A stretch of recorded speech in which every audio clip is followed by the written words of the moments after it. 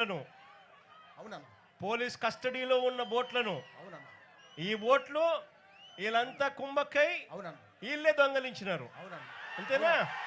అవునన్నా. అవునన్నా. మార్చి 12వ తారీఖున ఇక్కడ లోకేష్ వచ్చినాడు. అవునన్నా. మార్చి 16వ తారీఖున బోట్ ఎగిరిపోయింది. బోట్ దొంగతనం జరిగింది. తర్వాత అన్న ఆ 4 బోట్ల బదులుగా 4 బోట్లు పెట్టి తర్వాత మా మధ్యలో సంబంధం లేకుండా పోస్ట్ గార్డులు పెట్టి మెరైన్ పోస్టులు పెట్టి సివిల్ పోస్టులు పెట్టి మాకు రక్షణగా 12 నాటికల దూరం పైన వాళ్ళు ఉండాలి. దాన్ని మా స్థాపన మధ్యలో ఉండాలి సార్. ఆ రూల్స్ పెట్టి ఆ చట్టం పెట్టి జీవో పాస్ చేసి మాకు న్యాయం చేయాల్సి వస్తుందిగా మీకు మరీ ప్రార్థన చేస్తూ వేడుకుంటాం. అంటే మనకు ఒక వైపున హక్కుగా ఇవ్వాల్సిన రామచంద్రన్న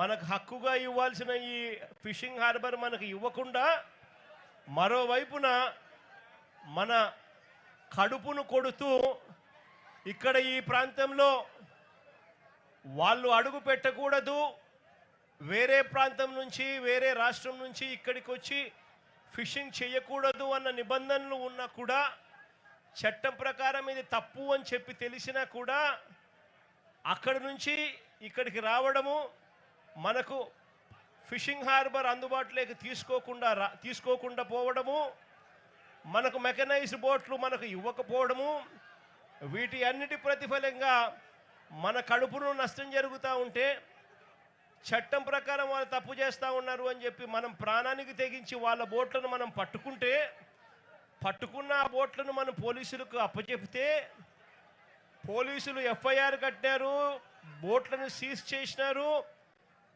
సీజ్ చేసిన ఆ సొమ్మును పోలీసులు, ప్రభుత్వంలోని పెద్దలు వీళ్ళే లాలూచిపడి వీళ్ళే ఆ బోట్లను దొంగతనం చేసుకొని పోయినారు.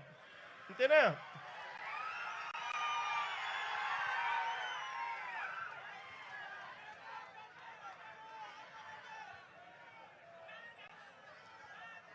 తెలంగాణ అంతేనా? బేసిక్లీ ఇదే విషయమే కదా. నేను క్లుప్తంగా ఇంకా నేను చెప్పాల్సినది నేను చెప్తా.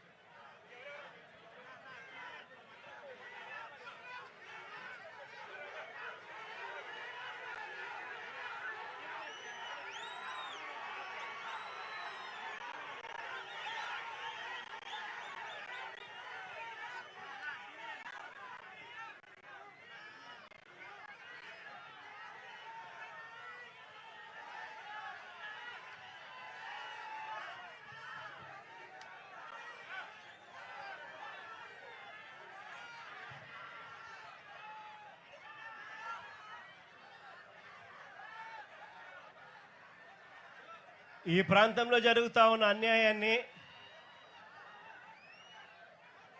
మీడియా సమక్షం ద్వారా రాష్ట్ర ప్రజలందరి దృష్టికి కూడా తీసుకొని పోయే ప్రయత్నం చేస్తూ ఉన్నాం. ఈరోజు నిజంగా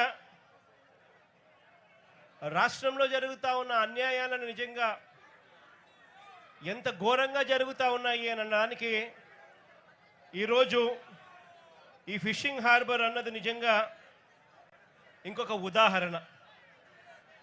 ఈ జూవలదిన్న ఫిషింగ్ హార్బర్ ఈ హార్బరే కాదు, రాష్ట్రంలో ఏకంగా వైఎస్ఆర్సీపీ ప్రభుత్వం ఉండగా,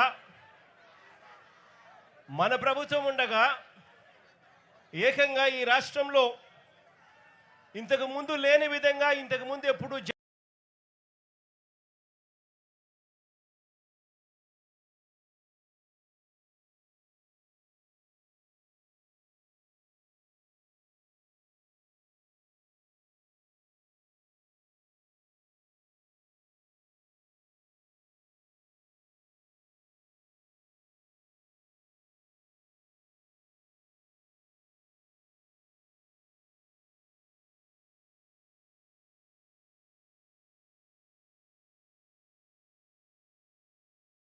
విధంగా చూడని